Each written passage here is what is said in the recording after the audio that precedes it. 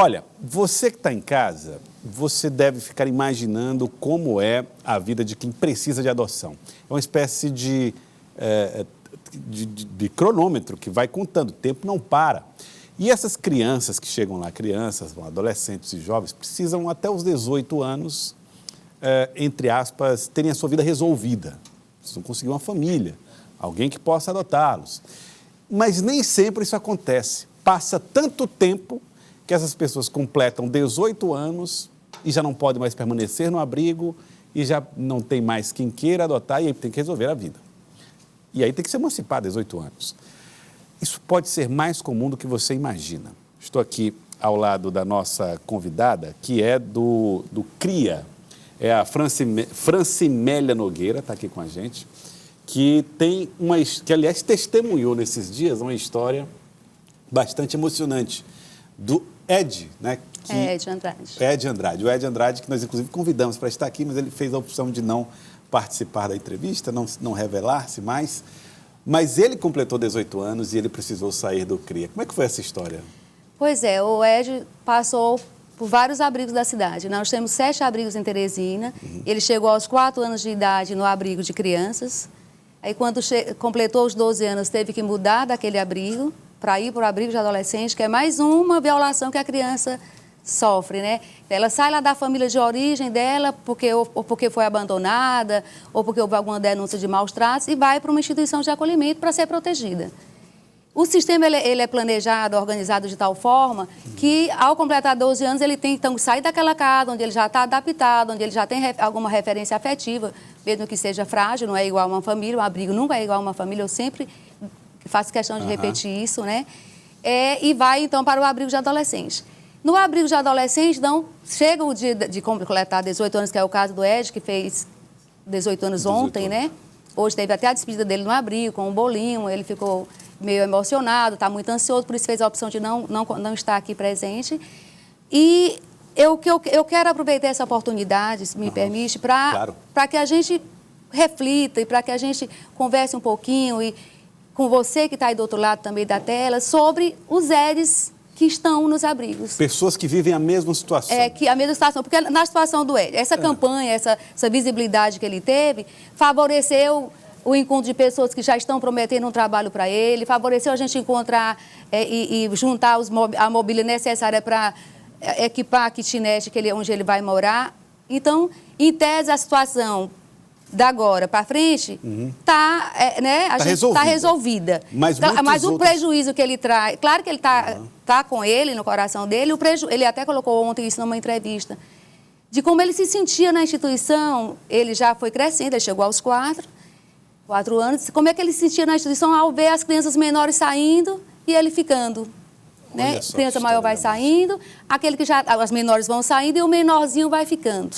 Então, a gente tem que refletir e tem que entender que todo o sistema de proteção de crianças e adolescentes de Teresina falhou com o Ed. E que a gente então tem que se unir, né, somar forças, para não continuar falhando com os outros Eds que estão, nesse momento, vivendo nos 7 abrigos da capital. E aí aqui vem a minha pergunta. Como é que se faz para evitar que isso aconteça? De quem é a culpa? Onde é que se começa a atacar o problema? Não é nem... Bom, tem uma moça aqui, gente, assim, tem uma moça aqui passando, mas vamos para frente. A gente tem que...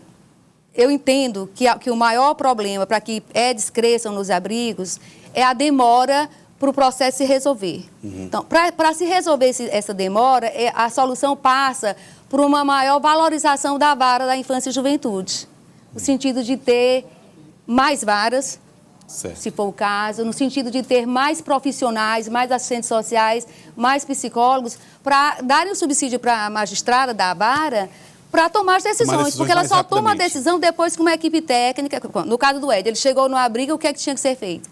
A equipe do abrigo, somada à equipe da vara, elas têm que procurar alternativa para aquela criança que chegou lá aos 4 anos de idade. O que é que significa essa alternativa? Buscar ver se na família de origem, já que o pai e mãe não podem cuidar, o pai faleceu, tem alguém nessa família extensa que pode cuidar, que pode amar e significar proteção para essa criança? Investiga. Não tem?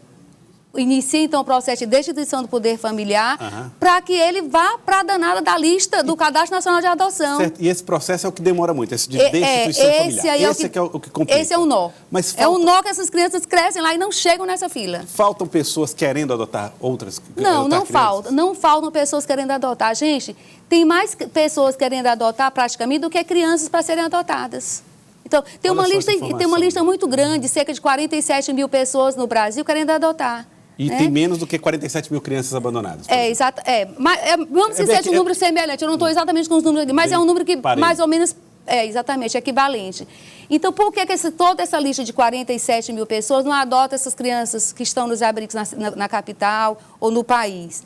Porque essas crianças não estão disponíveis para adoção. Elas estão lá aguardando as equipes técnicas concluírem esses estudos para que a juíza decida se é o caso de destituição e elas irem para o... Então, é o que a gente costuma dizer, que elas estão vivendo no limbo. Aquelas que não têm mais possibilidade de voltar para a família de origem. Porque, assim, quando elas chegam no civil, todas elas vão ser adotadas. A primeira alternativa é voltar para a família de origem. Então, tem que fazer essa aposta na família. Essa tentativa. Mas o Estatuto da Criança e do Adolescente coloca um prazo para isso, né? Que é um prazo de 1 ano e meio para que essa situação se resolva.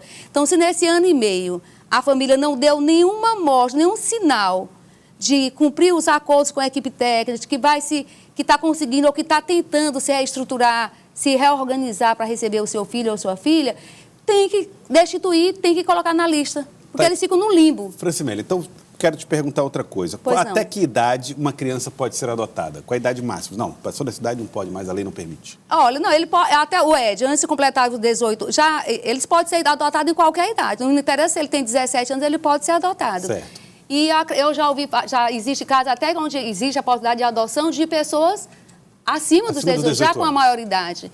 A grande questão e o grande sofrimento é a gente, que é o drama que ele viveu, o Ed, permitir o sistema não estar organizado o suficiente para que a criança não cresça dentro do abrigo sem ser garantida a ela o que a Constituição estabelece da vida em família. Vida em família. E até que idade os pais que querem adotar costumam se interessar por uma criança? A prioridade, no caso, assim, a preferencial, né?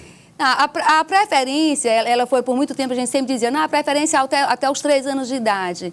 Isso tem aumentado um pouquinho, né? Tanto que hoje já se fala em adoção tardia a partir dos 7, ou seja, o perfil dos pretendentes à adoção, ele tem se ampliado. Os pretendentes estão abrindo mais seus corações para a possibilidade de adoção de crianças maiores, de grupos de irmãos, né? O CRIA teve um caso muito bonito, que sempre me emociona, de uma família que adotou 5 irmãos biológicos. Depois a gente pode conversar sobre isso no outro dia. 5 irmãos biológicos. Ela adotou os 5. Se tiver irmãos, o pai é convidado a adotar todos os irmãos, por exemplo? A preferência da lei é que os irmãos sejam adotados todos juntos. Na impossibilidade, para não deixar todos aqueles irmãos, o grupo de irmãos no abrigo, é que se separa. Mas, pela lei, primeiro tem que buscar, inclusive, a adoção internacional para deixar os irmãos juntos, só que na impossibilidade é que separar, buscando aí famílias que tenham alguma proximidade, que sejam da mesma cidade, para garantir a permanência do vínculo afetivo, se existir nesse grupo de irmãos. Olha, interessante essas histórias, hein? Vamos ficar atentos a isso. É responsabilidade da sociedade, nossa, que esses problemas sociais sejam resolvidos. Francimélia Nogueira, muito obrigado. Tenho mais um minutinho. Pois eu pode, sim. Só um minutinho. É porque, gente, o CRIA tem o programa Família Acolhedora. Então, como eu falei no início, tem os outros EDs nos abrigos. São 5 abrigos na capital, cerca de 300 crianças vivendo neles. Então, vocês podem procurar o CRIA. Mesmo que você não queira adotar, para fazer um acolhimento provisório, que é o acolhimento familiar. Um apadrinhamento, uma coisa parecida. Tem um apadrinhamento afetivo, que é só no final de semana, e tem um acolhimento familiar, que é uma alternativa ao abrigo. Ao invés dessa criança esperar a destituição do poder familiar dele e a ida definitiva ou para a família de origem ou para uma família por adoção, ele fica provisoriamente uma família acolhedora, que é uma família que não tem interesse em adoção, mas aceita cuidar daquela criança para que ele viva numa família e aguardando esse momento. Porque é isso que está escrito aqui na minha camisa. Toda criança em família. É para isso que o CRIA existe. E se você quer ajudar uma criança a ficar numa família, mesmo que de forma provisória, por favor, nos procure. Tá, então, quero agradecer. Francimélia Nogueira, coordenadora do CRIA. Muito obrigado pela participação aqui. Parabéns pelo trabalho de vocês, tá bom?